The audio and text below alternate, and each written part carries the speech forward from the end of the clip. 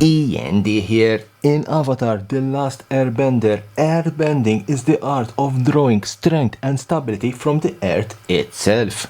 Unlike the fluid movements of waterbending or the evasiveness of airbending, earthbenders rely on patient resilience and raw physical power. They shape stone and soil into walls, launch boulders as weapons, and stand firm against overwhelming force. Thanks to the Avatar crossover with Magic the Gathering, this elemental mastery comes to the battlefield through a brand new mechanic, Earthbend. Earthbend is a keyword action introduced as set in Avatar The Last Airbender. It represents the art of earthbending. Earthbend symbolizes earthbenders' ability to take advantage of the terrain around them. When you Earthbend X, target land you control becomes a 0/0 creature with haste in addition to its other types. And you put X+1/+1 counters on it. When that land dies or is exiled, you return it to the battlefield tapped. Earthbend shares aspects with Awaken as another mechanic that animates lands with haste with an associated value. Awaken is strictly an animated cost and requires another spell effect, while Earthbending in its own is self-contained. But how do you play Earthbend? Let's build our battlefield and let's put some lands in play. 3 forests, 2 islands, and a misty rainforest.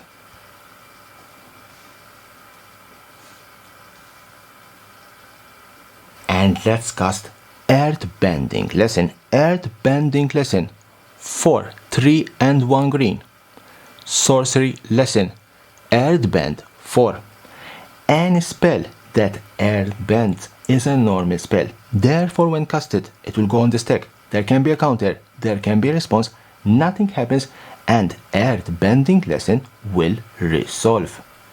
When Earthbending Lesson resolves, target land I control becomes a 0/0 creature with haste. It's still a land, and I will put, in my case, 4+1/+1 counters on it.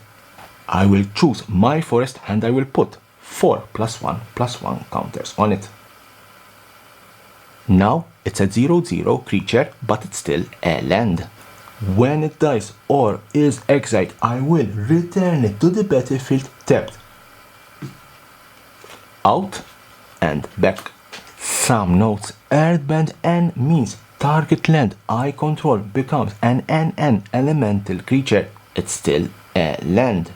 You may target any land you control, whether basic or non-basic, including fetch lands. Once you Earthbend a land, that land can attack, block, or be sacrificed. For example, if you Earthbend a fetch land like my misty rainforest, you can attack with it, you can block with it, then you can sacrifice it to fetch another land.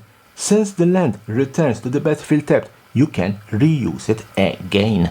Another example on how you can use the power of Airbend is Toph, the first metal bender.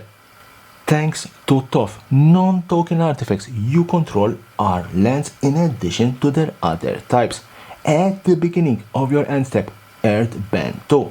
Since Toph makes your non-token artifacts into lands, they can be chosen as Earthbend targets. This means spacecrafts, vehicles, and similar artifacts can be animated into creatures without needing to station or crew. Even Mindslaver, once sacrificed, will return tapped and can be reused. So that's how you play Earthbend. In my opinion, a very strong mechanic from Avatar The Last Airbender. Leave me a comment below. What do you think about Earthbending? And as always, subscription button is here. Subscribe for my channel for more interesting videos about Magic the Gathering and the collectible world. Liliana.